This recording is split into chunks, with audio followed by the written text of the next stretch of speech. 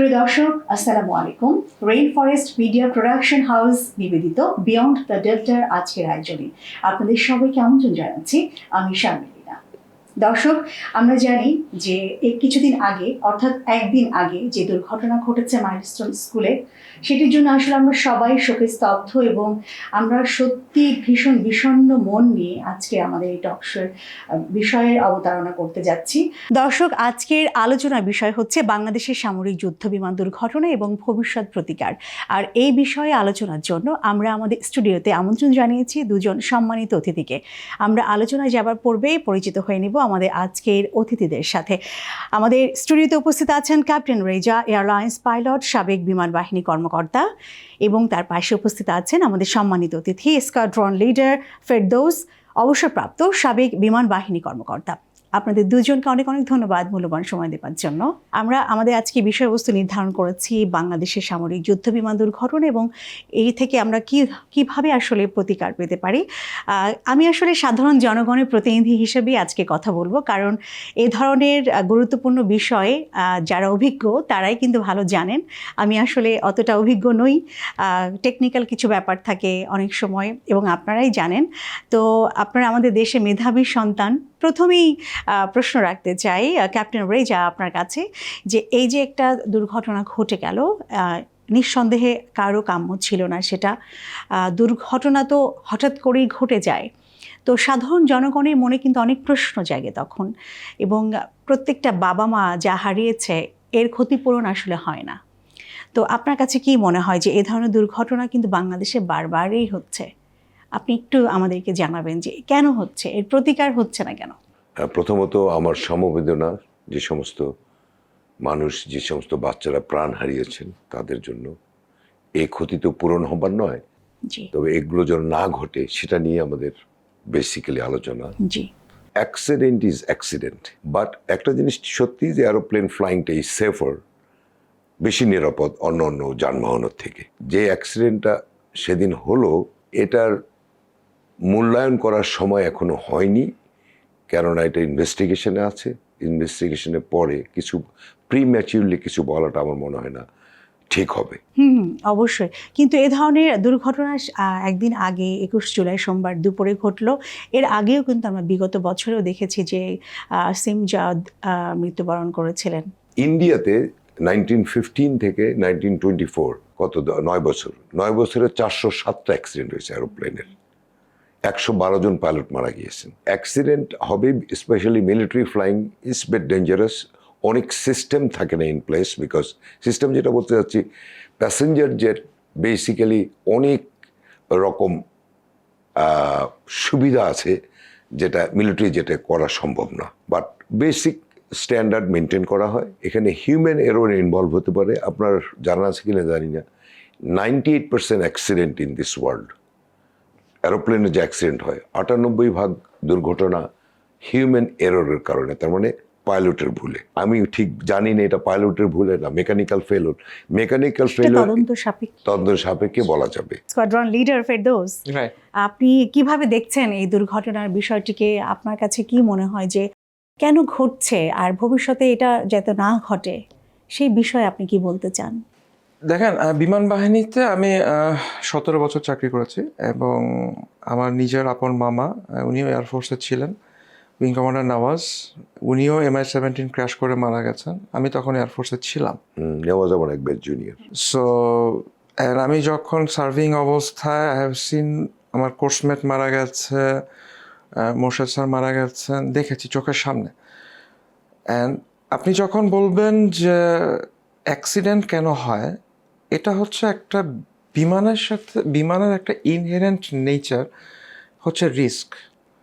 একটা বিমান বাকি যেগুলো আমরা ধরেন ফ্লাইট সেফটি বলেন বা আপনার যত সেফটি প্র্যাকটিস প্রসিজিওর যতই মেনটেন করা হোক, পৃথিবীর সব এয়ারফোর্সে হয়। US থেকে শুরু করে আপনি যদি শেষে জাপান যান, এর মাঝখানে যত ছোট দেশ আছে যাদেরই এয়ারফোর্স আছে, ইন্টারন্যাশনাল কনভেনশন অনুযায়ী সবাই সেফটি প্র্যাকটিস করে, but safety does not mitigate your risk. The inherent risk হচ্ছে আপনার এয়ারক্রাফটের ডিজাইন ইটসেলফ।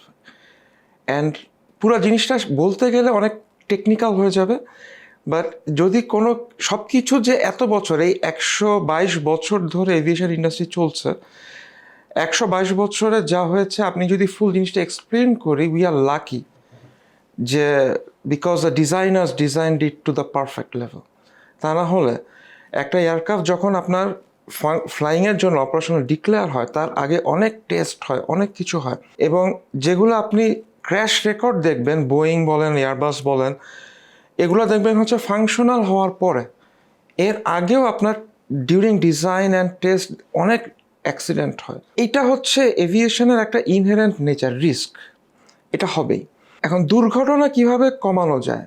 বিমান বাহিনীতে আমরা যেটা দেখেছি যে একটা অ্যাক্সিডেন্ট হওয়ার পরে একটা বোর্ড অফ এনকোয়ারি হবে। পুরো পৃথিবীতে আপনার হচ্ছে 3টা সেক্টরে আপনাকে প্রথমে দেখা হবে: human error, technical failure. Technical failure means যেখানে কোনো beyond human control, technical failure, যে কোনো মানুষ চাইলেও কিছু করতে পারবে না। যে আপনি গাড়ি চালাচ্ছেন, যেটাকে আমরা যান্ত্রিক ত্রুটি বলি। যান্ত্রিক ত্রুটি, আপনি গাড়ি চালাচ্ছেন এবং সাডেনলি আপনার ব্রেক কাজ করছে না। তার আগেও আপনি গাড়ি চালায় বাসা পার্ক করে আপনি স্টার্ট দিয়ে গেলেন and suddenly your brake is not holding, কাজ করছে না, অথবা আপনি বের হলেন, আপনার রেডিওর থেকে ধোঁয়া বের হওয়া শুরু হয়ে গেল। এখানেও কিন্তু সাধারণ জনগণের একটা প্রশ্ন থাকে যে ওনারা বলেন যে হ্যাঁ, গাড়ি ব্রেক ফেল হতে পারে, তাহলে গাড়িটা কেন আগে থেকে চেক করে নিল না? এরকম কোনো বিষয় কি আছে? গাড়িটা একটা এয়ারক্রাফটের প্রত্যেকটা সিভিল প্লাস মিলিটারি, আপনার সিভিলের definition different, A check, B check, C check, মিলিটারিতে different, first line, second line, third line. আমাদের দেশে কনটেক্সটটা টার্মিনোলজি ডিফারেন্ট, বাট কাজ একই।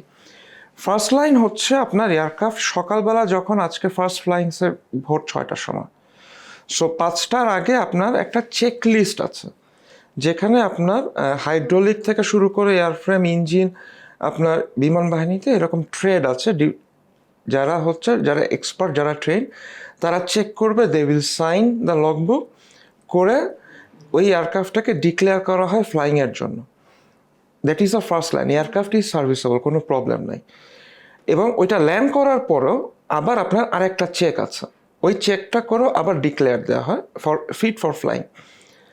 যখন আপনার এয়ারক্রাফটে এয়ারক্রাফটে কোনো প্রবলেম, যে সে রেডিও কাজ করছে না, বা আমার এই হাইটে আমার ইঞ্জিনের অ্যাক্সিলারেশন যেভাবে হওয়ার কথা হয়নি, পাইলট তখন ল্যান্ড করে ওটা একটা এন্ট্রি দিবে যে এটাতে এই প্রবলেম হয়েছে। তখন they will check the aircraft does not belong to the first line, তখন সেকেন্ড লাইনে চলে যাবে R&I এর আন্ডারে। R&I মানে রেকটিফিকেশন অ্যান্ড ইন্সপেকশন। রেকটিফিকেশন মানে হচ্ছে রেকটিফিকেশন অফ প্রবলেমস, ইন্সপেকশন মানে হচ্ছে শিডিউল আওয়ারলি ইন্সপেকশন থাকে এয়ারক্রাফটের ক্ষেত্রে, 50 hours, every 50 hours, every 100 hours, 200 hours, 400 hours আপনার হচ্ছে কিছু পিরিয়ডিক ইন্সপেকশন করতে হয়, এগুলা করবে। সবই তো হচ্ছে সেকেন্ড লাইনের আন্ডারে। এরপরে থার্ড লাইনটা কখন? আমাদের দেশে যেগুলো আছে মোস্টলি এয়ারফ্রেমে, military mostly all over the world 800 ঘন্টাতে আপনার হচ্ছে first overall, except US aircraft. American এয়ারক্রাফটগুলো হচ্ছে আপনার অন কন্ডিশন, বাট US ছাড়া আপনার আমাদের এখানে যেগুলো আছে, রাশিয়ান বলেন, নো স্যার, এয়ারফ্রেম, আমাদের মোস্টলি কমব্যাট যে ফাইটারগুলো আছে এগুলো হচ্ছে 800 আওয়ার্স। সো 800-এর ভিতরে তার ইন্সপেকশন, এয়ারক্রাফটের বডিটার ইন্সপেকশন হচ্ছে 50 আওয়ার্স, 100 আওয়ার্স, 200 আওয়ার্স, এই 200-এর পরে আবার আরেকটা 100 হবে, বাট ওইটাকে আমরা 300 আওয়ারলি বলি, দেন 400 আওয়ার্স। এরপরে যখন সেকেন্ড 400 আওয়ার্স হবে, 800 আওয়ার্স হচ্ছে তার ওভারহল টাইম। ওই সময় এয়ারক্রাফটটাকে ওভারহলে পাঠানো হবে, that is a third line. And আমাদের একটা কমব্যাট এয়ারক্রাফট হচ্ছে তার লাইফ টাইমে 24 বছর লাইফ, 800 ঘন্টা অথবা 8 বছর, যেটা আগে আসে, ওই সময় তাকে ওভারহল করতে হবে, এবং সে তার জীবনে 2বার ওভারহল হতে পারবে। সো প্রথমে ফ্যাক্টরি থেকে বের হলো, 8 বছর পরে একটা ওভারহল হলো, আবার 8 বছর পরে আরেকটা ওভারহল হলো, 2টা ওভারহল, তার 8 বছর পরে তার লাইফ শেষ, সে আর ফ্লাই করতে পারবে না। এটা হচ্ছে মিলিটারির সাইকেল। সিভিলটা ডিফারেন্ট, সিভিল এয়ারবাস বা বোয়িং তারা এভাবে মেনটেন করে না, তাদেরটা হচ্ছে কিছুটা আমেরিকান বেস যেগুলো অন কন্ডিশন, তাদের একটা সার্টেন আওয়ারে আপনার হচ্ছে A check, B check, C check, D check এগুলো থাকে, বাট কিছু একটা পর্যায়ে এটা হচ্ছে অন কন্ডিশন থাকে। আপনার কাছ থেকে আমরা আরও জানবো, Sure. অনেক কিছু জানার আছে। এবার চলে যাচ্ছি ক্যাপ্টেন রেজা আপনার কাছে। আমরা যেমনটি শুনতে পেয়েছি যে যখন পাইলট এ ধরনের পরিস্থিতির সম্মুখীন হয় তখন কন্ট্রোল রুম থেকে ইজেক্ট করতে বলা হয়। তো আমরা দেখেছি যে পাইলট ইজেক্ট করেছিলেন, পাইলট তাকে রিজেক্ট করেছিলেন একদম শেষ মুহূর্তে। তিনিও কিন্তু বাঁচলেন না শেষ মুহূর্তে। তো আপনার কাছে কি মনে হয় এ ধরনের পরিস্থিতিতে কোন সময় পাইলটকে আসলে রিজেক্ট করা উচিত, এবং আপনার কি মনে হয় সে কি আসলেই চেয়েছিল যে না এখানে না হোক, এই দুর্ঘটনা না হোক? এবং লাস্ট মোমেন্টে কিন্তু সবাই মানুষ, তো আমরা কিন্তু সবাই চাই বাঁচাতে। কি ঘটতে পারে ওই সময়, তার মানসিক অবস্থা কেমন হতে পারে একজন পাইলট হিসেবে আপনার কাছ থেকে জানতে চাই। একটা ভুল ধরাই দিচ্ছি, কন্ট্রোল রুম থেকে কখনো বলা হয় না ইজেক্ট। ও আচ্ছা। আমাদের একটা এয়ারফোর্সের একটা টার্ম আছে, একটা মোবাইল হার্ট বলে একটা জিনিস আছে। একজন মোবাইল অফিসার থাকেন, আরটি নিয়ে ওয়াকি টকি কথা বলা যায় যেন ওই পাইলটের সাথে। ইউজুয়ালি যদি স্টুডেন্ট ফ্লাইংয়ে যায়, ইনস্ট্রাক্টর বসে থাকেন। সে যদি দেখে কোনো কিছু আনইউজুয়াল ইজেক্ট করতে হবে, তখন সে অ্যাডভাইস করতে পারে, করেও অনেক সময়। বাট এটি সোললি ডিসিশনটা হচ্ছে পাইলটের উপরে, সে কী করবে।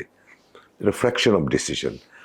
আমার যেটা মনে হয়, তো কি অ্যারোপ্লেনটাকে সেভ করতে যে একটা অ্যারোপ্লেনের দাম অনেক, এগুলো কিন্তু ইন্স্যুরেন্সও হয় না। আপনি সিভিল অ্যারোপ্লেনের হলে একটা ইন্স্যুরেন্স আছে।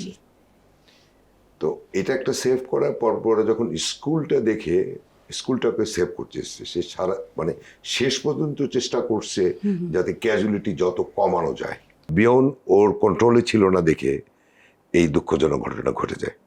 এখানে এক্সপ্লেনেশনের কিছু নাই। তো কি পরের দিকে এসে, শেষের দিকে এসে দক্ষিণ দেখছে, আই থিঙ্ক অ্যাবাউট 400-500 ফিট উপরে বুঝছে যে এটাকে কন্ট্রোল করা যাবে না। তখন সে ইজেক্ট করে পরে একটা টিনের চালে পড়ে। টিনের চালটা ফুটো হয়ে, ইজেকশন সিস্টেমে কিন্তু অনেক ওয়েট, ওই চেয়ারটা অনেক ভারী। ইউজুয়ালি বের হয়ে যাওয়ার পরে প্যারাশুট খুলে গেলে তখন আর সমস্যা হয় না। ওটা করে তারপর ইম্প্যাক্টে মারা গেছে। আচ্ছা। ও কিন্তু ওর শরীরে পড়ে নাই, ও বেঁচেও ছিল। সিএমএইচে নামার পরে পালস পাচ্ছিল। আমি তার জানাজায় গেছি কালকে। একটা তালাবদ্ধ রুমের মধ্যে পড়েছিলেন। হ্যাঁ। So it was so unfortunate. But আমার কাছে কষ্ট লাগে, ও যেটা চেয়েছিল মানে কারো যেন ক্ষতি না হয়, সেটা শেষ পর্যন্ত করতে পারেনি। কতগুলি বাচ্চা মারা গেল, মা মারা গেলেন। It's very unfortunate. খুবই দুঃখজনক, গোটা জাতির জন্য আসলে দুঃখজনক। স্কোয়াড্রন লিডার ফেরদৌস, আপনার কাছে আবারও চলে আসি। সেটি হচ্ছে সত্যি আসলে দুঃখ ভারাক্রান্ত মন নিয়েই আজকে আলোচনা করতে হচ্ছে। আমরা দেখেছি যে অনেকেই বলছেন যে লোকালয়ে কেন এ ধরনের প্রশিক্ষণপ্রাপ্ত যুদ্ধ বিমান কেন উড়বে, লোকালয় বাইরে কেন নয়? তো এই প্রশ্নটা কি আসলে বিমান বাহিনীর জন্য, নাকি এই প্রশ্নটা আসলে সরকারের জন্য? প্রশ্নটা কারোর জন্য না, এটা হচ্ছে দেশের জন্য। ধর আপনি বিমান বাহিনী বলেন, সেনাবাহিনী বলেন, নৌবাহিনী বলেন, অথবা আপনি অন্যান্য যারা আছে, সবাই আমরা যা করছি এটা হচ্ছে শান্তিকালীন সময়। শান্তিকালীন সময় যখন যুদ্ধ হবে তখন কিন্তু আপনার এপিবিএন বলেন, যারা যারা আপনার প্যারামিলিটারি ফোর্স আছে সবাই আসবে। বাট শান্তিকালীন সময় প্যারামিলিটারি ফোর্স একটা কাজ আছে, আর মিলিটারির কাজটা হচ্ছে ট্রেন। কেন যতগুলো দুর্ঘটনা হয়েছে সব কিছুকে বলা হয় ট্রেনিংয়ে মারা গেছে। তাহলে কি বিমান বাহিনী, নৌবাহিনী বা সেনাবাহিনী ট্রেনিং ছাড়া আর কিছু করে না? প্রশ্নটা হচ্ছে এখানে। না, আর কিছু করে না। কেন করে না? বিকজ বাই ডেফিনেশন আপনার বাহিনীর কাজটাই হচ্ছে যুদ্ধকালীন প্রস্তুতি নেওয়া, যুদ্ধের জন্য প্রস্তুত থাকা। আপনি যদি টার্মিনোলজি চিন্তা করেন, বি রেডি ফর ওয়ার, আপনি কিভাবে রেডি থাকবেন? You do practice everyday. আপনাকে প্রতিদিন প্র্যাকটিস করতে হবে, ইউ ট্রেন। আপনি অলিম্পিকে যাবেন, আপনি ওখানে যাবেন, ফাইনাল অলিম্পিকে যাওয়ার আগে আপনি প্রতিদিন ট্রেনিং করবেন। বান্দরবানে গিয়ে আপনি এয়ার টু এয়ার ফায়ারিং করছেন, অথবা রসুলপুরে গিয়ে আপনি এয়ার টু গ্রাউন্ড ফায়ারিং করছেন। অল পার্ট অফ ট্রেনিং, আপনি প্র্যাকটিস করছেন।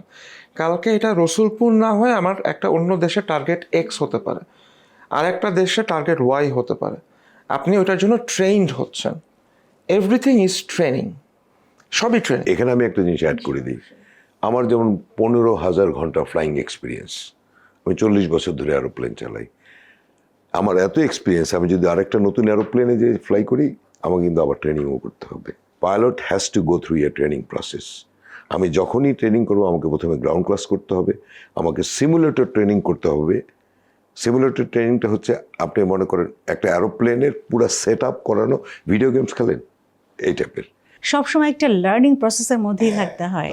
এবং এই লার্নিংটাও কিন্তু আপনি মিলিটারি সিভিলে যেরকম আপনার ক্যাটাগরি আছে, যে আপনি এখানে ফার্স্ট পাইলট, দেন সার্টেন আওয়ার পরে আপনি হচ্ছে ক্যাপ্টেন্সি চেক, আপনি ক্যাপ্টেন হয়ে যাবেন। এটা মিলিটারিতে হচ্ছে আপনার ওইটাও আছে আপনার, যেমন গতকালে তো পরশুদিন যেটা ছিল তৌকিরে, ইট ওয়াজ হিজ ফার্স্ট সলো। ওর সাথে হি ক্যানট ফ্লাই এনি এয়ারক্রাফট একা, তার সাথে একজন ইনস্ট্রাক্টর থাকতে হবে। এটা হচ্ছে সলো চেক। ও সকালে he did his check mission, he was clear for solo. ও একা ফ্লাই করবে, এটা হচ্ছে একটা ফেজ। এরপরে আপনার অপারেশনাল পাইলট হওয়ার জন্য অনেক সিলেবাস আছে, লম্বা সিলেবাস আছে, যেখানে হচ্ছে একা আপনার ধরেন আপনার এফজিএ করতে পারবে, গ্রাউন্ড অ্যাটাক করতে পারবে, আপনার ফরমেশন ফ্লাই করতে, এভরিথিং ইজ এ ট্রেনিং। সব কিছু আস্তে আস্তে করতে করতে একটা সময় he will be element leader, like he can lead a formation of 5 aircraft, 20 aircraft, he can lead that. আপনি কখনোই 18 বছর বয়সে যে এয়ারফোর্স একাডেমিতে ঢুকতেছে তাকে আপনি 5টা এয়ারক্রাফট লিড করতে বললে হি ক্যানট ডু দ্যাট। তাকে আপনি PT6 থেকে যে ইন্টারমিডিয়েট পাস করলো, সে ওখান থেকে আপনি বলেন এবার আমি MiG-29 দিলাম, এবার তুমি 5টা এয়ারক্রাফট লিড করে যুদ্ধ করে আসো, হি ক্যানট ডু দ্যাট। ওই স্টেজে যেতে যেতে যেতে যেতে তাকে অনেক ট্রেনিং করতে হয়। Everything is a training. Even যারা ওই লেভেলে চলেও যায়, ধরেন আপনি বিমান বাহিনী প্রধানের কথা বলেন, উনি এগুলো শেষ করে উনি হচ্ছে বিভিন্ন ডিউটিতে আছেন, উনি বাহিনী প্রধান, he has finished it long before. উনি ট্রেনিং শেষ, যে একটা সার্টেন আওয়ার পরপর, মাস পরপর ওনাকে রেগুলার ফ্লাইংয়ে থাকতে হবে। যদি যুদ্ধ হয়, if son needs to fly, তখন আপনার ওই currency, he needs to be current with the aircraft sound, ওইটা থাকতে হবে। আমাদের প্রসিডিউরটা আরও স্ট্রিক্ট। এভরি 6 মান্থস আমাকে সিমুলেটর ট্রেনিং করতে যেতে হয়। ওটা করে আসার পরে আমাকে লাইন চেক করতে হয়, আমার মেডিকেল করতে হয় এভরি 6 মান্থস। 40 বছর উপরে বয়স হয়ে গেলে, 40 ইয়ার্সের উপরে হলো আপনার এভরি 6 মান্থস মেডিকেল। আমাকে অনেক কিছু, আমার অনেক পরীক্ষা পাস করতে হয়। আমরা হচ্ছে শুধু আমাদের অভিজ্ঞতাতে কথা বলছি। গতকালকে ওই ককপিটে স্যার ছিলেন না, আমি ছিলাম না, তৌকির ছিল। গতকালকে ওই স্কুলে যারা ছিল ওখানে আমরা ছিলাম না। সো আমরা যা বলবো আমরা অভিজ্ঞতা থেকে বলবো। অ্যান্ড আমরা বিমান বাহিনী প্রধান কেউ না। স্যারের ডিসিশন এয়ারফোর্স কীভাবে চালাতে হবে, হাউ থিংস উইল রান। আপনি যেমন বলছেন যে বিমান বাহিনী প্রধানের কথা, তিনি কিন্তু বলেছেন সাংবাদিকদের উদ্দেশ্যে যে আমাদের এয়ার বেজের একটা বিষয় আছে এখানে, যে এত ছোট একটা দেশে যেখানেই আমরা প্র্যাকটিস করতে যাব সেখানেই লোকালয়। এইটাই আমি ওইখানে বলছিলাম, যে আপনি যদি বলেন দুইটা জিনিস, এক হচ্ছে প্রশিক্ষণ, দুই হচ্ছে ঢাকা। যেহেতু এটা অলরেডি স্ট্যাবলিশ, সবই প্রশিক্ষণ, প্রশিক্ষণ ছাড়া কিছু নেই।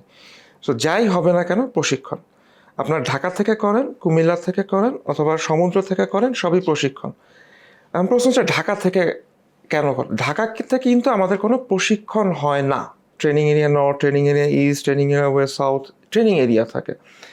আমরা শুধু রানওয়েগুলোকে ইউজ করি এয়ারক্রাফট টেক অফ অ্যান্ড ল্যান্ডিংয়ের জন্য। এয়ারক্রাফটটা ঢাকার ক্ষেত্রে যেগুলো এখান থেকে টেক অফ করে সে নর্থে চলে যাচ্ছে অথবা ইস্টে চলে যাচ্ছে, কুমিল্লা বা টাঙ্গাইলের উপরে, ওখানে আপনার যে ট্রেনিংটা দরকার, যেটা প্র্যাকটিসটা যেটা দরকার, ওটা করে সেখানে সে ল্যান্ড করে যাচ্ছে, অনলি দ্যাট। ঢাকাতে কখনো কোনো ট্রেনিং হয় না, এখানে শুধু এয়ারক্রাফটটা থাকে। কারণ আপনার ঢাকার এখানে কেন হয় না? বিকজ সিভিল এভিয়েশন মানে শাহজালাল ইন্টারন্যাশনাল এয়ারপোর্টে আপনার এভরিডে 400টা ফ্লাইট হয়, এভরিডে। আপনার ইন্টারন্যাশনাল, ডোমেস্টিক, কার্গো এবং ওভারফ্লাইট সব মিলায় এই 400টা ফ্লাইট সিভিল এভিয়েশন থেকে কন্ডাক্ট হয় এভরিডে। এইখানে আপনার কখনো কোনো মিলিটারি প্রায়োরিটি পাওয়ার, ট্রেনিং করার জায়গা পায় না। এই কারণে মিলিটারি এয়ারক্রাফটটা জাস্ট এখান থেকে টেক অফ করে যেখানে ট্রেনিং করবে ওখানে চলে যায়। তাহলে আসলে এই থেকে যে আমরা আমাদের বিষয়বস্তু নির্ধারণ করেছিলাম যে ভবিষ্যৎ প্রতিকার, তো এরকম মানে এই ঘটনাগুলোর আসলে প্রতিকারগুলো কি হতে পারে, আপনার কি মনে হয়? আপনি এখানে ধরেন এয়ার বেসের কথা না, এটা আসলে এয়ার বেস হয়েছে অনেক পরে। 1981 সালে এটা হচ্ছে ইন্টারন্যাশনাল এয়ারপোর্ট হয়েছে। আগে বিভিন্ন নাম হয়েছে, আমাদের রাজনৈতিক কারণে বারবার নাম চেঞ্জ হয়েছে, বাট ওটা বলবো না।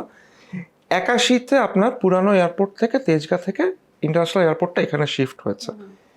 মিলিটারি এভিয়েশন শুরু হয়েছে এখানে আপনার 1989-90 সালের দিকে। ওই F-7 গুলি প্রথম আসলো যখন, স্যার না, প্রথমে আসছিল স্যার ওই যে MiG-21 গুলো। না MiG-21 আসছে তো, ওটা ছিল তোমার স্যার ইজিপ্ট থেকে। জি স্যার। ওটা 70s আসছে। FT6ও এসেছিল কিছু স্যার, 21 স্কোয়াড্রন মেইনলি, 89-এ প্রথম ব্যাচ অফ F7MB। সো তখন হচ্ছে মিলিটারি এভিয়েশন স্টার্টেড। এবং আপনি যদি ওই সময় চিন্তা করেন, এটা যখন শুরু হয়েছে তখন উত্তরা বলে কিছু ছিল না, গুলশান বনানী ছিল না, নিকুঞ্জ ছিল না। ঢাকা শেষ হয়েছে আপনার ফার্মগেটে, ঢাকা ফার্মগেটে শেষ ছিল, ওখান থেকে 20 কিলোমিটার দূরে ইন্টারন্যাশনাল এয়ারপোর্ট ছিল, মিলিটারি এয়ারফিল্ড ছিল 1990-তে। যে পৃথিবী যেভাবে অন্যান্য দেশে যেভাবে হয় ওভাবেই শুরু হয়েছে। সময়ের সাথে সাথে আপনার গত 40 বছরে ইন্টারন্যাশনাল এয়ারফিল্ড হয়ে যাওয়ার কারণে আপনার ধরেন ঢাকা, এখানে অনেক ল আছে, লাইক আপনার রাজুকের নিয়ম আছে এবং এটার জন্য ডিটেল এরিয়া প্ল্যান, DAP বলে, ড্যাপ, এভাবে করা আছে। রানওয়ে 9 কিলোমিটারের মধ্যে কি কি করা যাবে, আপনার এখানে ল্যান্ড ইউজ পারমিট নিতে হয়। এইটা নেওয়ার জন্য আপনার কমপ্লায়েন্স আর নন কমপ্লায়েন্স আছে। রানওয়ে 9 কিলোমিটার রেডিয়াসে আপনি কখনো কোনো স্কুল করতে পারবেন না, এটা রাজুকের লতে লেখা আছে, আমি মুখের কথা বলি, রাজুকের লতে আছে।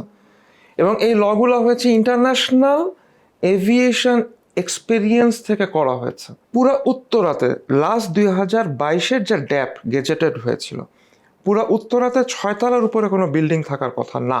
এবং 2023 সালে ইভেন আপনি যে মাইলস্টোন স্কুলের কথা বলছেন, ওখানে প্রিন্সিপাল তখন ছাত্রদেরকে আন্দোলন করায় যে এখানে 12 তলা উন্নীত করার সুযোগ দিতে হবে। বিমান বাহিনী তখনও সিভিল এভিয়েশন এটা অ্যাপ্রুভ করে নাই যে এখানে করা যাবে না, বিকজ আপনার এগুলো করার জন্য সিভিল এভিয়েশনের অনুমতি আগে নিতে হবে।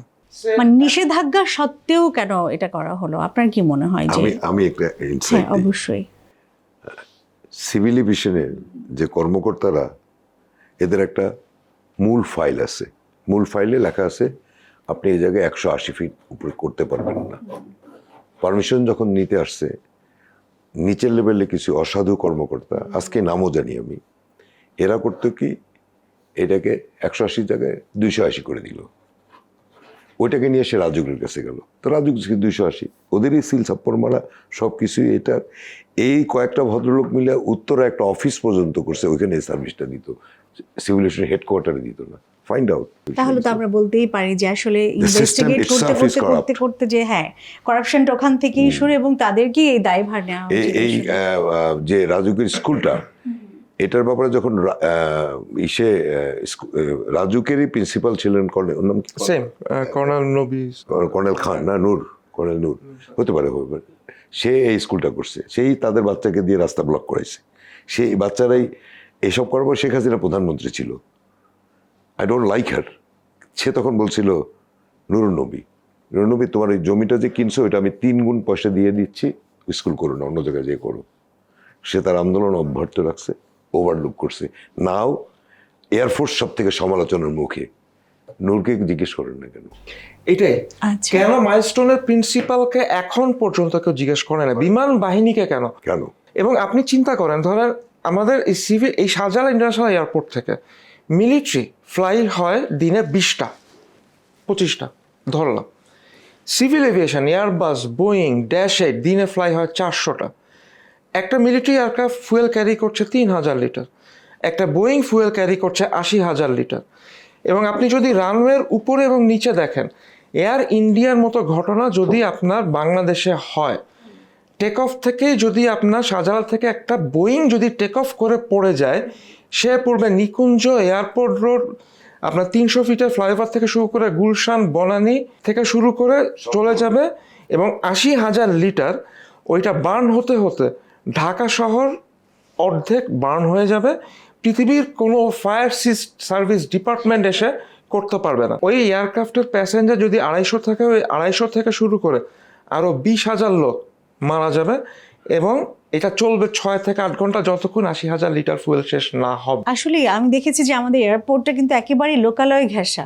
না লোকালয়টা ওখানে গেছে, লোকালয়টা ওখানে গেছে। হ্যাঁ, ওই একই কথা, এয়ারপোর্ট লোকালয় ঘেঁষা এরকম না, জিনিসটা হচ্ছে এরকম, মানে এত কাছাকাছি, মানে লোকালয়টা এয়ারপোর্টের এত কাছাকাছি, এটা তো হওয়া উচিত না। ফার্মগেট পর্যন্ত ছিল শহর, যখন এটাকে বিল্ড করা হয় 60s এর প্ল্যান আইয়ুব খান তৈরি করে গেছিল, যখন সেকেন্ড ক্যাপিটাল। দেশের বাইরেও কিন্তু এয়ারপোর্ট গুলো আমি দেখেছি যে অনেক দূরে।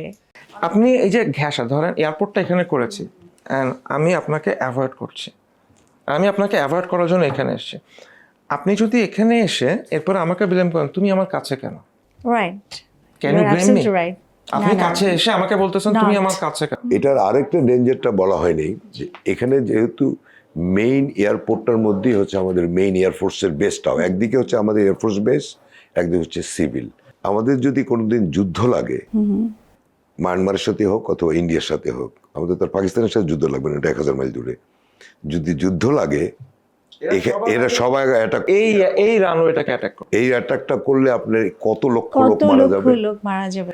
এই ডেঞ্জারটার কথা তুলে এই এয়ারপোর্টটাকে অনেক সরানোর জন্য বড় আমি একটা অনেক কথা সংস্কারের বলছি। জায়গা কিন্তু আমি দেখতে পাচ্ছি যে আপনি সংস্কারের আগে হোয়াট ওয়েন্ট রং, যে রানওয়ের আশেপাশে ইভেন আজকেও শুনলাম যে ওখানে নাকি আরেকটা group Priyanka runway city group project শুরু করছে এবং সব ভায়োলেট Developers. গুলি, হ্যাঁ ডেভেলপার প্রিয়াঙ্কা রানওয়ে সিটি, ওখান থেকে মানুষ রানওয়ে দেখবে, এটা করে তারা এখন হাই দামে ওখানে বাসা বিক্রি করছে বিক্রি হয়ে গেছে অলরেডি। এবং মানুষ কিনতেছে। এখন আপনি যদি সমাধান চান, বিমান বাহিনী সরে যাওয়া তো সমাধান না। আপনি এয়ারবাস বন্ধ করে বোয়িং ফ্লাই ইন্টারন্যাশনাল এয়ারপোর্টকে বন্ধ করতে পারবেন? কখনোই না। পরশুদিন যা হয়েছে, সব বাচ্চা যারা মারা গেছে তাদের, আমার নিজের বাচ্চা আছে, সবকিছু চিন্তা করে আই ফিল স্যাড। কালকে যদি এয়ার ইন্ডিয়ার মতো একটা ঘটনা আমার এখানে হয়, টেক অফ করে এভাবে পড়ে যায়, এটা ঠেকানোর মতো ক্যাপাসিটি আমাদের আছে? একেবারেই নেই। আমি 2004-এ খালেদা যে প্রধানমন্ত্রী ছিলেন, তো ম্যাডামকে বললাম, ম্যাডাম এই এয়ারফোর্সকে এখান থেকে সরায় দেওয়া উচিত। তখন আমাদেরকে তাকে হাইসে দিয়ে বলে কি, তোমার এয়ারফোর্সই তো আমাকে আটকাবে অফিসাররা। তা আমি গেলাম, আমি তখন বললাম যে এয়ারপোর্টটা এখান থেকে চেঞ্জ করতে হবে। বলে কেন? গ্রোথ চিন্তা করতে হবে, R&D রিসার্চ করতে হবে। এয়ারপোর্টকে নিয়ে যান, আমরা হয় টাঙ্গাইলে নিয়ে যান, যমুনের ব্রিজের পাশে, এখন তো আবার এই ব্রিজও হলো, এই পদ্মা সেতু, এই দুই দিকে যোগাযোগ ব্যবস্থা ভালো, একটা রানওয়ে তৈরি করা ইমিডিয়েটলি, আজকেই প্ল্যানটা করে ফেলা উচিত। অ্যান্ড মানে 5 বছর ডাউন দি রোড ওইটা অপারেশনাল হয়ে যাবে। হাই স্পিড রেল দিয়ে কানেক্ট করে দিবেন, হাইওয়ে আছে, সব কিছু আছে। এবং কিছু হলেই কিন্তু আমরা দেখি যে সরকার প্রধানকে আমরা দায়ী করতে চাই। একটা সরকারকে কিন্তু জনগণেরও উচিত তাকে কোঅপারেট করা। অফকোর্স করাপশনের ক্ষেত্রে বিশেষ করে যে সরকার তো আসলে প্রত্যেকটা অফিসে একটা সিস্টেম করে দিবে, নিশ্চয়ই সেই সিস্টেমটা তো আমাকে মানতে হবে। রাজুক দে ট্রাইড, ওরা যেভাবে করেছিল যে আপনার ঢাকার এক্সপেনশনটা হচ্ছে এরিয়া বেসড করতে চাচ্ছিল, তখন আপনার হচ্ছে রিহ্যাব এখানে বাধা দিয়েছে, আন্দোলন করেছে, তারা বলেছে না এভাবে করলে হবে না, আমাদের হচ্ছে ভার্টিক্যাল দিতে হবে। এবং 2022-এ যখন চেক করেন, 2022-এ আপনার 6 তলা পর্যন্ত অ্যালাউড ছিল উত্তরাতে, এবং তখন যদি আপনার মাইলস্টোন 12 তলা বিল্ডিং আছে আপনার এয়ারফিল্ড থেকে 3 কিলোমিটার দূরে, যদি তখন অলরেডি এটা করা থাকে, দ্যাট ওয়াজ এ ভায়োলেশন। এটা নিয়ে কেউ কথা বলছে না। পুরো উত্তরাতে 6 তলার নিচে আপনি কোনো বিল্ডিং পাবেন না। নিকুঞ্জ কিন্তু ফলো করেছে। এটা হচ্ছে রেসপেক্ট। নিকুঞ্জ করেছে বিকজ ওখানে যারা আছে তারা ভাবে মেনটেন। হ্যাঁ, আমি দেখেছি নিকুঞ্জে কিন্তু 2 তলা 3 তলার বেশি নাই। লে মেরিডিয়ান হোটেলে গেছেন জি না? জি, মেরিডিয়ান। এটার পারমিশন হচ্ছে 160 ফিট বানাতে পারবে, এরা বানাইছে 193 ফিট। করাপশন। এদের উপরটা ভেঙে দিতে হবে। গেছিল সিভিল এভিয়েশন থেকে রাজুকে, যে বলছে এরা 33 ফিট উঁচু বেশি করছে। তারপর একটা এয়ারক্রাফট টেক অফ করলেই কিন্তু লে মেরিডিয়ানটা বাঁ দিকে পড়ে। প্রসঙ্গের বাইরে একটা প্রশ্ন করতে পারি যে Sure. আসলে আমরা কেন মানতে চাই না, মানে সমস্যাটা কোথায়? আপনার এত বড় বড় ব্যবসা। পজিশনে আছে। ব্যবসা। যখন মেট্রো রেল নিয়ে বিমান বাহিনীর সাথে আপনার পুরো দেশে আর একটা গন্ডগোল হয়েছিল 2010-11 যখন মেট্রো রেল ইস্যু হয়েছিল, তখনও আপনার বিজয় সরণিতে মেট্রো রেলের এটার এগেনস্টে বিমান বাহিনী বাধা দিয়েছিল। তখনও একই, বিমান বাহিনী এখানে কেন থাকবে? বিমান বাহিনী কেন এখানে থাকবে? কারণ এই দেশে বন্যা হয় প্রত্যেক বছর, এই দেশে সাইক্লোন হয় প্রত্যেক বছর। যখনই বন্যা হয়, সাইক্লোন হয়, ত্রাণ পুরা দেশ থেকে ঢাকায় আসে। এখন মাননীয় উপদেষ্টা, প্রধান উপদেষ্টা ত্রাণ তহবিল ওইখানেই আছে। এইখান থেকে এই হেলিকপ্টারে করে ত্রাণগুলো যেতে হবে। ঢাকাকে এলিভেট করা হয়েছে, চারদিকে বাদ দেওয়া করা হয়েছে, এই ত্রাণগুলো পাঠাতে হবে। আজকে আপনি ওখানে ওই তেজগা যদি না থাকে, আপনি ত্রাণ দিবেন কোথা থেকে? আপনি চিটাং থেকে ত্রাণ দিতে পারবেন? সাইক্লোন হলে চিটাং সবার আগে চলে যাবে। যশোর থেকে ত্রাণ দিতে পারবেন? যশোর সবার আগে চলে যাবে। আপনি বগুড়া থেকে ত্রাণ দিতে পারবেন? বন্যা হলে বগুড়া চলে যাবে। আপনি ত্রাণটা দিবেন কোথা থেকে? আপনি এয়ারক্রাফট কি ইন্ডিয়ার বর্ডারের সাথে রাখবেন, সিলেটে রাখবেন?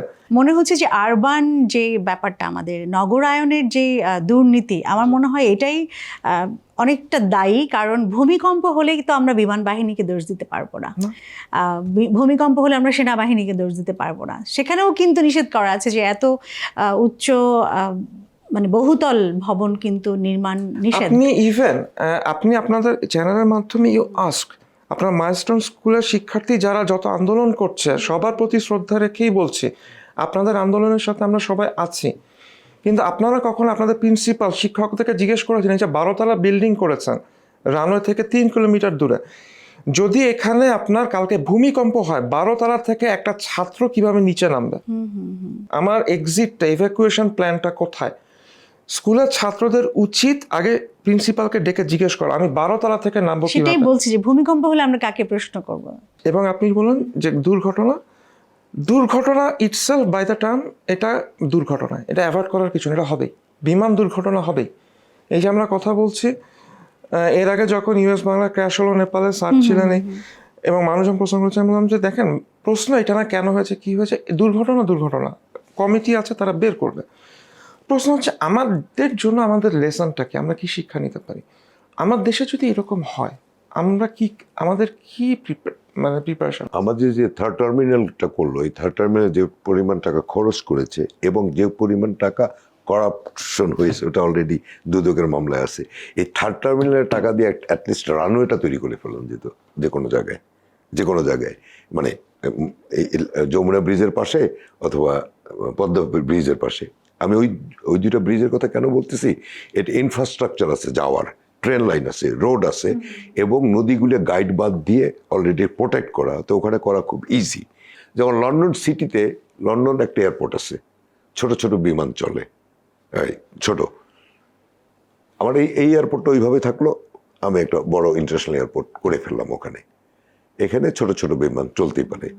তো এই জিনিসটা আজকেই ডিসাইড করতে হবে whether to move out of the city or stay within the city. জনগণের উদ্বেগের বিষয় ঘুরে ফিরে বিমান বাহিনীর প্রতি, সেটি হচ্ছে যে তারা বলছেন যে পুরনো এবং ঝুঁকিপূর্ণ বিমানের ব্যবহার এবং সেই সাথে এই ধরনের জরুরি পরিস্থিতি মোকাবেলার জন্য তাদের প্রস্তুতি ঘাটতি রয়েছে। এই বিষয়ে বলে তারপর আপনার ওপিনিয়নটা জানতে চাই। পুরানো এয়ারক্রাফট বলে যেটা বলা হয়েছে, এটা আসলে হচ্ছে মানুষজন শুধু বলে F7। আমি একটু সহজ ভাষা বলি, F7 1960 সালে করা, এবং ধরেন F16 হচ্ছে 40 বছর পুরানো, F22 30 বছর পুরানো। এখন আপনি যদি F22 কেনার কথা হয় সবাই কি খুশি হয়ে যাবে? এটা তো 30 বছর পুরানো, এটা কিনবেন আপনি কিনবেন। কেন কিনবেন? বিকজ 30 বছর আগে এটা ছিল ওদের ফার্স্ট। আপনার ফার্স্ট F16 যেমন 40 বছর আগের, ফার্স্ট F22 30 বছর আগে, বাট এখন আর ভ্যারিয়েন্ট অনেক আপগ্রেডেড। F7 মানুষ যেটা আপনার সোশ্যাল মিডিয়া বা বিভিন্ন জায়গায় বলছে যেটা 1950-60 সালে, yes that was the first time. প্রোডাকশনই তো হয়েছে 13-তে। আমরা যেটা নিয়েছি এটা হচ্ছে ওটা 9th ভ্যারিয়েন্ট J7I। আমাদের এখানে বাংলাদেশের ফার্স্ট ভ্যারিয়েন্ট ছিল J7B, সেকেন্ড ভ্যারিয়েন্ট, ওটা ছিল আমাদের ফার্স্ট 90 সালে যেটা আমরা নিয়েছি। 2006 সালে আমরা F7 আরেকটা ভ্যারিয়েন্ট নিয়েছি, ওটা ছিল J7E। 2013 সালে আমরা যেটা নিয়েছি এটা হচ্ছে J7I BGI না স্যার, গতকালকে যেটা ক্র্যাশ হয়েছে J7I, এটা হচ্ছে 9th জেনারেশন অফ J7, ওই ফ্যামিলি 9 জেনারেশন। এবং 2013-তে ফ্যাক্টরি মেইন, যেটা লাইফ আছে 2037 সাল পর্যন্ত। এবং বাংলাদেশের হিস্ট্রিতে গত 12 বছর, এটা বাংলাদেশে আছে 12 বছর ধরে, 12 বছরে J7I এর this is the first crash, the only accident of J7I। এর আগে মানুষজন অনেক কিছু বলবে যে আমাদের এখানে 27টা J7 পড়েছে, এগুলো ওল্ডার ভার্সন J7B, যেটা 2016 সালে বাংলাদেশ বিমান বাহিনী থেকে অলরেডি ফেজ আউট করা হয়েছে, অবসোলিট করা হয়েছে। এখন চলছে F7 আপনার চাইনিজ ভার্সন যেটা J7ENI। ইটা নিয়েছি 2006, এটা আপনি 24 দিয়ে যোগ করেন 2030 পর্যন্ত লাইফ আছে। J7I এটা লাইফ আছে 2037 পর্যন্ত। ইট ইজ এ নিউ, একবার ওভারঅল হয়েছে, অ্যান্ড এটা হচ্ছে এই সিরিজের অনলি ক্র্যাশ ইন বাংলাদেশ। তবে আরেকটা জিনিস সত্যি যে গত 15 বছরে কোনো বিমান বাহিনীতে কোনো নতুন কোনো জাহাজ আসেনি। Air force is a continuous process, আপনাকে রেডি হতে হবে যুদ্ধের জন্য। যেমন বললো ট্রেনিং হচ্ছে হিউম্যান ট্রেনিং, এরোপ্লেনে তো থাকতে হবে। তো আমাদের কিছু MiG-29 ছিল, ওটা কেনা হয়েছিল 90s, ওটা বোধহয় 3টা বোধহয় চলতে পারে এখন, আর এই বিজিআই যেটা ক্র্যাশ করলো, এই কয়েকটা আছে। আমাদের আরও অ্যাডভান্স এরোপ্লেনে যেতে হবে, আর অ্যাডভান্স টেকনোলজিতে যেতে হবে। একটা প্রপোজাল গিয়েছিল আই থিঙ্ক 2017 অথবা 2018 সালে, চাইনিজ, আমেরিকান অর ইউরোপিয়ান যে কোনো এরোপ্লেন কেনার। আগের সরকার চাইছিল SU-35, এটা একটা সুখোই 35 রাশিয়ান জাহাজ। তো উনি ওটা কেনার ব্যাপারে খুব ইন্টারেস্ট ছিলেন। উত্তর ছিল যে কেননা এটাকে মেনটেনেন্স করা যাবে ইন্ডিয়াতে মেনটেনেন্স ফ্যাসিলিটিস আছে। তো যার ফলে এয়ারফোর্সের কমান্ডারদের সাথে এই মিলটা না হতে এরোপ্লেন কেনাই হয়নি, কিনলাম এয়ারফোর্সই বন্ধ করে দিই। আচ্ছা, এইটা নিয়ে একটু আছে, আমরা কনফিডেন্সিয়াল কথাতে না যাই। আপনার লাস্টলি যেটা হয়েছিল 17-18-তে, ইট ওয়াজ নট Su-35, এটা আপনার লাস্টলি হচ্ছে ইউরোফাইটার এবং আপনার হচ্ছে টাইফুন, ইউরোফাইটার টাইফুন এবং ইয়ে নিয়ে আপনার হচ্ছে সুইডিশ একটা ছিল গ্রিপেন। এইটা নিয়ে আপনার বিমান বাহিনীর প্রধান কাতার বিভিন্ন শোতে আপনার ওদের সাথে কথা হয়েছে এবং মোটামুটি হয়ে যাচ্ছিল। বাট যেই সময় আপনি একটা জিনিস চিন্তা করেন, বাংলাদেশ আমরা একটা গরিব দেশ। 2013 সালে এটা করার পরে আপনার তখন হচ্ছে একটা মাল্টি রোল কমব্যাট। F7-এর পারপাসটা ডিফারেন্ট, ডিফেন্স, আপনি হচ্ছে ডিফেন্ড করবেন, পয়েন্ট ডিফেন্স। কিন্তু আপনার একটা মাল্টি রোল যে ডিফেন্স প্লাস অ্যাটাক দুইটাই করতে পারে। MiG-29-কে ওর একটা আপগ্রেডেড ভার্সন দরকার ছিল। এটা নিয়ে যখন ছিল তখন already we had our MRO, military MRO, যেখানে আপনি নিজের এয়ারক্রাফট নিজে ওভারহল করতে পারবেন অ্যান্ড আমরা আমাদের নিজেদের এয়ারক্রাফট বানাতে পারবো। এমআরও হচ্ছে মেনটেনেন্স, রিপেয়ার, ওভারঅল। আমরা এটা অলরেডি আমাদের আছে, 2010 সাল থেকে আছে। এটা নিয়ে যখন শুরু হচ্ছিল এইভাবে কথা হচ্ছিল, বাট দেন কোভিড স্টার্টেড। যখন কোভিড শুরু হয়েছে পুরো পৃথিবীতে একটা অর্থনৈতিক একটাই হয়েছে, উই গট হিট। আমাদের এখানে সব কিছু বন্ধ হয়ে গিয়েছিল, আমরা ঘরে বসেছিলাম সবাই। এইটা থেকে যখনই উঠলাম তখন আপনার Russia Ukraine oil price, inflation hit করলো। আপনি রাশিয়া ইউক্রেন থেকে যখন বের হয়েছেন আমাদের দেশে আপনার নির্বাচন, এরপরে একটা অস্থিরতা এই চলে গেছে। এটা করতে হবে, আমরা বড় লোক দেশ না, আমরা আমেরিকা না, আমরা চায়না না, আমরা ভারত না। এখানে আরেকটা জিনিস বলে রাখি, আমাদের প্রতিবেশী দেশ ভারত চায় নেই কখনো আমাদের বিমান বাহিনীটা শক্তিশালী হোক। আমরা আমাদের সময়ের একেবারে শেষ পর্যায়ে চলে এসেছি আজকের এই আয়োজনের। ছোট্ট করে জানতে চাই, এত কিছু হচ্ছে বা দুর্ঘটনা ঘটেছে পূর্বে, এখনো ঘটলো, আপনি এই বিষয়ে আসলে দায়ভারটা কার উপর বর্তায় বলে মনে করেন? এখানে রাজুক আছে, এখানে সিভিল এভিয়েশন অথরিটি আছে, এখানে এয়ারপোর্ট আছে, এখানকার মানুষজন যারা বাড়ি করছে, পিঙ্ক সিটি আছে, এয়ারফোর্স আছে, অনেকগুলি তো স্টেক হোল্ডার। রাজুক হচ্ছে মিনিস্ট্রি অফ ওয়ার্কসের আন্ডারে পড়ে রাজুক। নাও এখন আমরা দোষ দিতে পারি, দায়ভার কার? দায়ভার আপনি দোষ দিতে পারেন, আঙুল দিতে পারেন, আপনি ওই 80 সালে কে কাকে কোথায় কি দিয়েছে, বিল্ডিংয়ে পারমিশন দিয়েছে, কেন দিয়েছে, আপনি কোর্টে যেতে পারেন। ওই বাচ্চাদের জীবন ফেরত পাওয়া যাবে না। কালকে এরকম হবে না, এরকম যদি চান সমাধানে আসতে হবে। এয়ারফোর্স হচ্ছে আপনার ওই রানওয়ের হয়তো শাহজালালের 2%। আপনি এয়ারফোর্সকে সরাই দিলেও আপনি হচ্ছে গ্রেনেড সরাই দিবেন, কিন্তু ওখানে আণবিক বোমা রয়ে গেছে। দিনে 400টা ফ্লাইট। আপনি যদি বলেন দেশের ইকোনমিতে, ওখানে আপনার 3rd টার্মিনালে ফুললি অটোমেটেড এক্সপোর্ট টার্মিনাল করা হয়েছে। গার্মেন্টস থেকে শুরু করে সব এক্সপোর্ট, আমাদের গার্মেন্টস ইন্ডাস্ট্রি অর্থনীতির উপরে দাঁড়ায় আছে। ইপিজেড, ঢাকা ইপিজেড থেকে বা অন্যান্য জায়গা থেকে আমি গার্মেন্টস এখান থেকে টাঙ্গাইলে করে আমি পাঠাবো, ট্যারিফ আছে, ঢাকা ইউজ করতে পারবো না। সাধারণ মানুষ বলো শাহজালালও বন্ধ, ইন্টারন্যাশনাল ফ্লাইট বন্ধ, এয়ারবাস বোয়িং চলবে না। সো সবাই এখান থেকে বাসে করে সিলেট যাবে ইংল্যান্ড যাওয়ার জন্য বা দুবাই যাওয়ার জন্য, ঢাকায় শাহজালাল ইন্টারন্যাশনাল এয়ারপোর্ট বন্ধ। এটা যদি করতে পারেন, এয়ারফোর্সকে সরাই দেওয়া একটা ছোট জিনিস। এয়ারফোর্সকে সরালেও আপনি যে রিস্ক, যেটা মানে সিভিলিয়ান কোলাটারাল ডেথ, এই রিস্ক যাবে না। প্রত্যেকটা রাজধানীর কাছেই তো আমি দেখেছি যে এয়ারপোর্ট থাকতেই তো হয়। না না, আপনি টোকিওতে হানেদা এয়ারপোর্ট হচ্ছে শহরের ভিতরে, নারিতে এয়ারপোর্ট হচ্ছে শহরের বাইরে। হানেদাতে ওই যেটা বললাম ছোট ছোট প্লেন, কিছু কিছু ইন্টারন্যাশনাল ফ্লাইটও আসে। নারিটা 1 ঘন্টা 20-30 মিনিটের মতো লাগে যেতে, হাই স্পিড রেল ট্রেন আছে। আপনি ঢাকার মধ্যেই রাখতে হবে। ক্যাপ্টেন রেজার যে এক্সাম্পল দিলেন টোকিওর বিষয়টা, আমাদের মনে হয় জাতি হিসেবে আমরা টোকিওর ধারে কাছে ওটা, মানে জাপানের ধারে কাছে ওটা, তাদের মানসিকতাই অন্যরকম। আমাদের এই রানওয়ের এই সাইডটা পুরোটা হচ্ছে সিভিল, এই সাইডটার এই রানওয়ের অর্ধেক সময় হচ্ছে পুরোটা এয়ারফোর্স। একটা আমি এয়ারফোর্সের কেন দোষ দিব, এয়ারফোর্সের দোষ দেওয়ার কিছু নেই, কথা হচ্ছে সরকারই তো তাকে ওই জায়গাটা দিছে।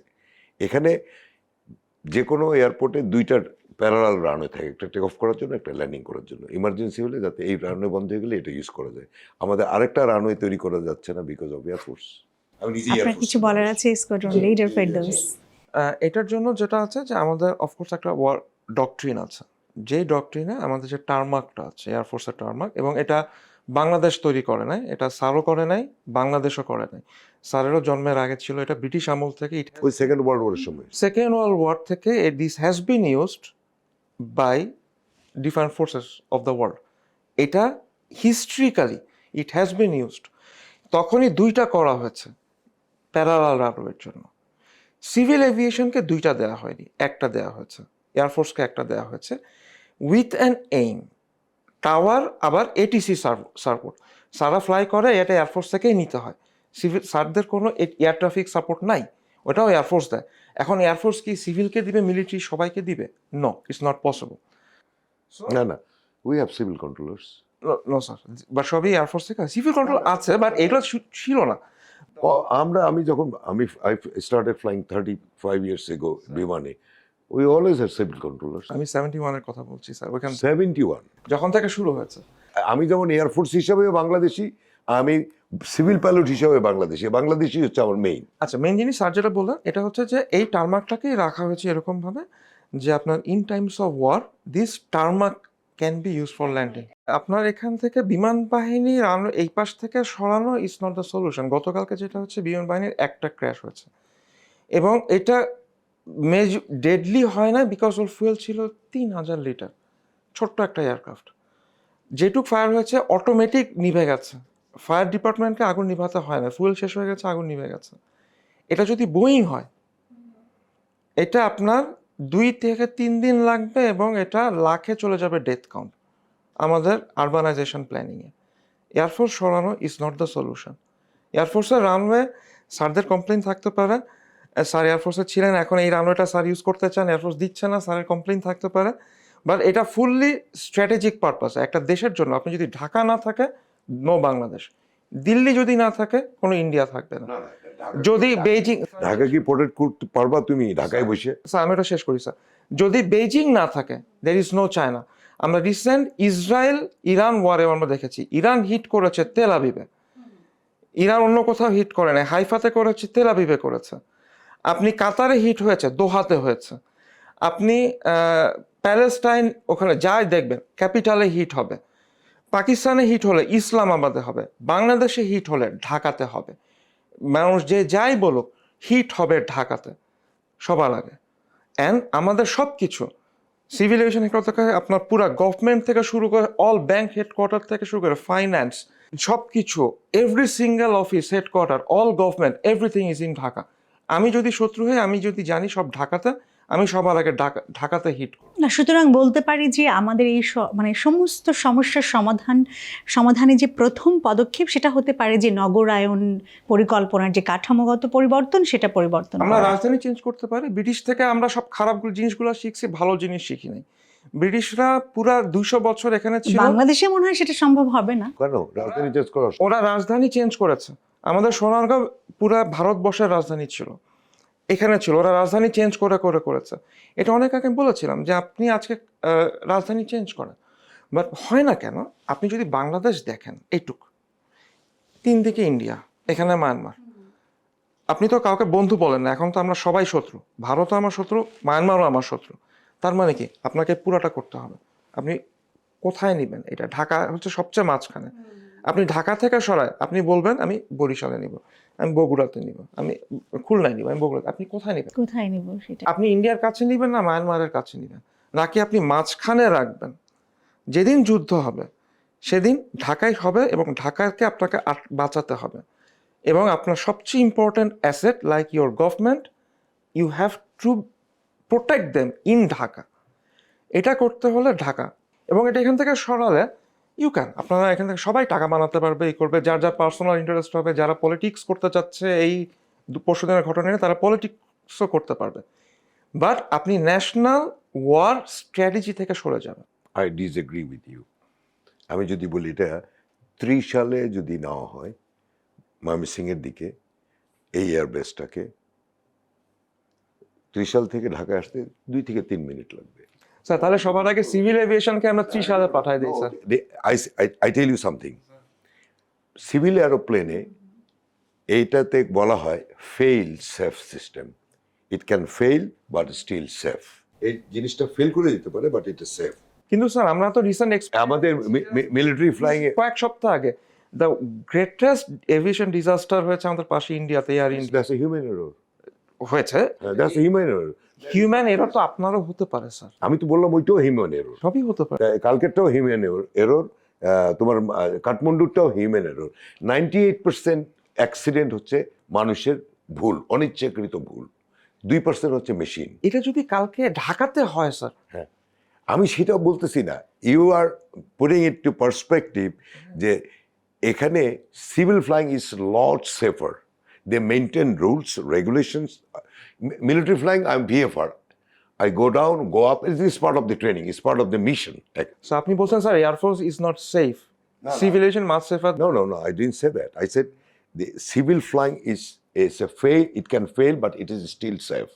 আমাদের military flying combine with civil flying, it is not safe. তুমি দেখো, আমি একদিন চিটং থেকে আসতেছি, ঢুস করে দেখি 4টা ফরমেশন এয়ারক্রাফট চলে গেল আমার সামনে। স্যার আপনি অন্য জায়গায় চলে যাচ্ছেন। আপনি স্যার আবারও আপনি যেহেতু এয়ারফোর্সে 2 বছর কাজ করেছেন, আপনার সাথে এয়ারফোর্সের যেটা আছে আপনি পার্সোনালে চলে যাচ্ছেন। আমি why it is personal? Hold on.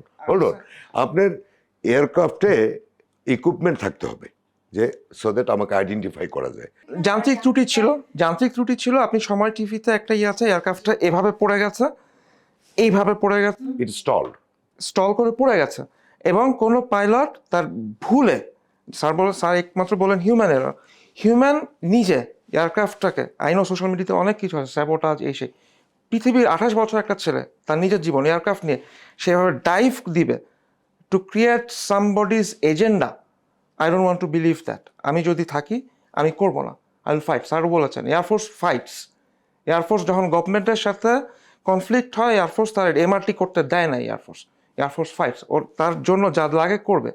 এখানে কোনো এজেন্ডা কেউ আনতে চাইলে তার personal agenda. Air force does not do that. ওইখান থেকে হি ট্রাইড পুলিং আপ যাতে এয়ারক্রাফটটাকে সেভ করা, কোনো হি ট্রাইড। তাহলে এইখান থেকে পড়লে ওইটা মাটির ভিতরে ঢুকে যাওয়ার কথা। It did not happen. He tried to save lives, যে কোনোভাবে করা যায় কিনা।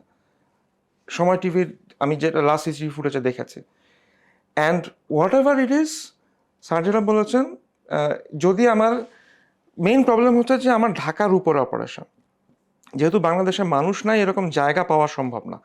সো সব মানুষের মাথার উপর থেকে প্লেন যাবেই, এবং কোথায় কখন ক্র্যাশ হবে এটার কোনো গ্যারান্টি নাই। আজকে রাতে ঢাকা থেকে দুবাই যাওয়ার পথে একটা বোয়িং ক্র্যাশ করতে পারে রাজশাহীতে পদ্মা ব্রিজের উপরে। তার মানে এই না যে আমি বাংলাদেশ থেকে বোয়িংয়ের ফ্লাইট বন্ধ করে দিব, ঢাকা দুবাই ফ্লাইট বন্ধ করে দিব। This is not the solution. It will happen. দুর্ঘটনা ইজ দুর্ঘটনা, accident is accident. You have to accept it. But combining civil flying and military flying একই এয়ারপোর্ট থেকে is not recommended. Worldwide খুব কম। আমেরিকাতে আছে কিছু জায়গায়, আমি তো আমেরিকাতে অনেক ফ্লাই করলাম, অনেক আছে। বাট আমাকে যেটা করতে হবে, গরিব কান্ট্রি, রিসোর্স কম, আমাদের প্ল্যান করতে হবে, প্ল্যান করে এক্সিকিউশনে যেতে হবে। So there must be a planning and আপনি তাজরিয়ান গার্মেন্টসে অতগুলো লোক মারা যাওয়ার পরে যখন ইউরোপিয়ান আমেরিকানটা চাপ দিল, গার্মেন্টসের এই কমপ্লায়েন্স না হলে আমরা তোমাদের গার্মেন্ট কিনবো না, আমাদের কমপ্লায়েন্ট ফ্যাক্টরি বেড়ে গেল, আমাদের বিজনেস বেড়ে গেল। তো আপনি, এইটাই হচ্ছে আমার কথা, যে আপনাকে কমপ্লায়েন্সের জন্য চাপ দিতে হবে। এই যে একটা অ্যাক্সিডেন্ট হলো, we have to take a lesson out of it. এবং এখানে একটু বলি, গতকালকে যেটা হয়েছে এটা কিন্তু এই না যে সিভিল মিলিটারি একসাথে ফ্লাইং করছে, কারো কোনো রাশ ছিল না, কোনো এয়ার ট্রাফিকের প্রেশার ছিল না। অনেকেই কিন্তু জানতে চায় যে মাটিতেই কেন, আশেপাশে কি কোনো জলাশয় বা কোনো কিছু ছিল না? ট্রাই করেছেন? যখন আপনার কন্ট্রোলটা চলে গেছে, যখন চলে গেছে। না, আসিম জাওয়াদের ক্ষেত্রে কিন্তু আমরা দেখেছি কর্ণফুলী নদীতে পানি ছিল, হ্যাঁ পানি ছিল, এখানে নদী ছিল, এখানে নদী ছিল, ওখানে সে তো ট্রাই করে শেষ পর্যন্ত ইজেক্ট করে সেও মারা গেল।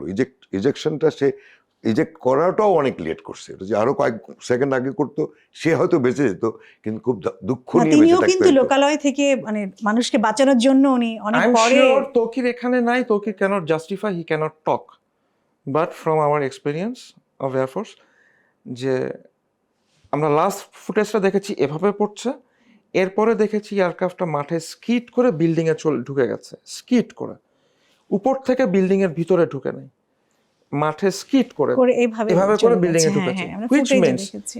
the last moment he was trying his best to pull the aircraft to pull it, যদি বেলি ল্যান্ডিং গ্রাস ল্যান্ডিং করে এয়ারক্রাফট মানে মাঠের উপরে যদি পড়ে, মাঠের হ্যাঁ। উপরে he tried that, না he tried that, প্রবলেম হচ্ছে যেভাবে পড়েছে তার যে ইনার্শিয়া ছিল, ও ইজেক্ট করে এয়ারক্রাফটকে ছেড়ে দেওয়ার পরও এয়ারক্রাফট ওই ইনার্শিয়াতে বিল্ডিং পর্যন্ত চলে গেছে, but he tried his best. হয়তো আর 5 মিটার আগে থামলে কিছুই হতো না। ব্ল্যাক বক্স পাওয়া গেছে। এয়ারক্রাফটে এরকম মিলিটারিতে ব্ল্যাক বক্স নেই, না, এটা সিভিলে থাকে, মিলিটারিতে কোনো ব্ল্যাক বক্স থাকে না। সো বাট বাকিটা কিছুটা ফ্লাইট রেকর্ডার থাকে বোধহয়, না স্যার, ওই রকম না স্যার, কমিউনিকেশন রেকর্ডারটা পাওয়া যাবে। ওটা air traffic conversation. Squadron leader Ferdous এবং ক্যাপ্টেন রেজা, আপনাদের দুজনকে অনেক অনেক ধন্যবাদ। সংস্কার আসলে প্রত্যেকটা সেক্টরেই প্রয়োজন, প্রত্যেকটা সেক্টরে। সেটা আমাদের বলতে পারি যে আমাদের নিরাপত্তার জন্যই, নিরাপত্তাই তো আসলে সবচেয়ে বড় আমাদের চাহিদা, ডিমান্ড, যে আমরা যেন নিরাপদে থাকতে পারি। সিভিল এভিয়েশনের যারা, তারা ব্যবসা করে, যারা এয়ারফোর্সের, তারা দেশ, সরকার, দেশ যেভাবে চাপে দেশের জন্য যা করার ওভাবে করবে, যদি এটার জন্য মরতে হয় তারা মরবে। সিভিল এভিয়েশন ওভাবে কাজ করে না, তারা ব্যবসার জন্য কাজ করে। সো ইন্টারেস্ট বুঝতে হবে কার কি ইন্টারেস্ট। আজকের এই আলোচনায় আমার মনে হয় যে অনেকের মনের কোনো প্রশ্ন থেকে থাকলে তারা জানতে পারবেন। আপনাদের দুজনকে আবারও ধন্যবাদ জানাচ্ছি। Thank you very much. প্রিয় দর্শক, এই ছিল আমাদের আজকের আয়োজন।